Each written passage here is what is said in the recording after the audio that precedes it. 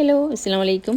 ഇന്നും റംസാൻ സ്പെഷ്യലിൽ വന്നിട്ടുള്ളത് നല്ല ടേസ്റ്റി ആയിട്ടുള്ള റംസാൻ സ്നാക്കിൻ്റെ റെസിപ്പി ആയിട്ടാണ്. ഈവനിങ് സ്നാക്കായിട്ടും ഇഫ്താറിനും ഒക്കെ കഴിക്കാൻ പറ്റുന്ന നല്ല അടിപൊളി ടേസ്റ്റുള്ള അതാണ് പിസ്സ പഫ്. ആർക്കും എളുപ്പത്തിൽ തയ്യാറാക്കാൻ പറ്റുന്ന നല്ല ടേസ്റ്റി ആയിട്ടുള്ളതാണ് പിസ്സ പഫ്. വീഡിയോ കണ്ടു നോക്കാം.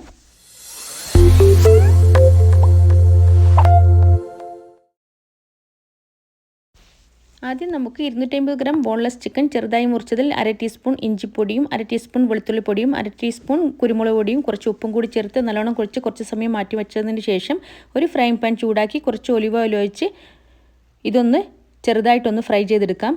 ഇഞ്ചിയും വെളുത്തുള്ളിയും പൊടിയില്ലെങ്കിൽ ഇഞ്ചിയും വെളുത്തുള്ളിയും ചതച്ചത് നമുക്ക് ചേർത്ത് കൊടുക്കാം. ഒന്ന് ചെറുതായി ഒന്ന് ഫ്രൈ ചെയ്തതിന് ശേഷം നമുക്ക് ഇതൊന്ന് മാറ്റി വെക്കാം.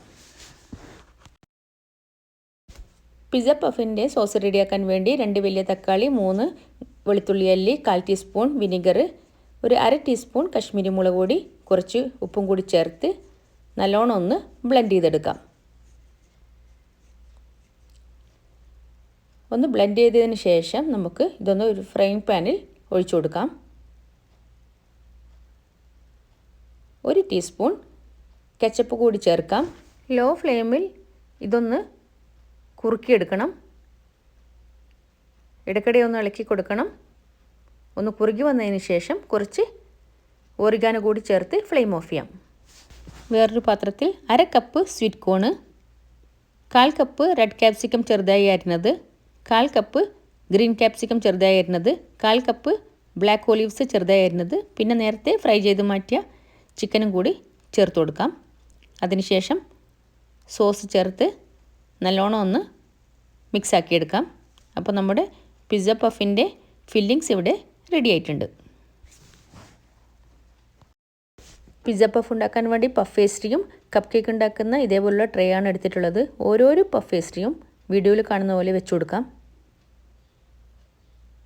അതിനുശേഷം ഒരു ഗ്ലാസ് എടുത്ത് പതുക്കെ ഒന്ന് അമർത്തി കൊടുക്കാം. ട്രേയിലെയും കുഴപ്പമില്ല, സാധാ പഫ് പേസ്ട്രിൻ്റെ മുകളിൽ ഈ ഫില്ലിങ് വെച്ചിട്ടും നിങ്ങൾക്ക് ഈ പിസ്സ പഫ് തയ്യാറാക്കാൻ പറ്റുന്നതാണ്.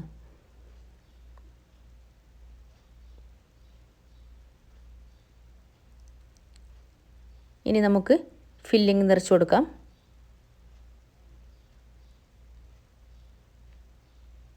ഇതേ അളവിലുണ്ടാക്കുന്ന ഫില്ലിങ്സിന് ഏകദേശം ഒരു 7-8 പിസ്സ പഫ് നിങ്ങൾക്ക് ഉണ്ടാക്കാൻ പറ്റും.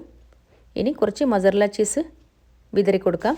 മൊസറല്ല ചീസ് വിതറിയതിന് ശേഷം ഒരു ഭംഗിക്ക് വേണ്ടിയിട്ട് ഓരോരോ ഒലിവ്സിൻ്റെ പീസ് ഞാൻ വെക്കുന്നുണ്ട്. മുകളിൽ കുറച്ച് ഓറിഗാനോ കൂടി വിതറി കൊടുക്കാം.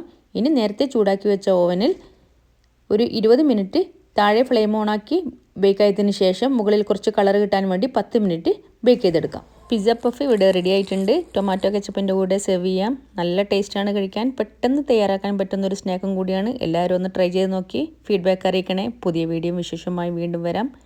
അതുവരെക്കും ബൈ.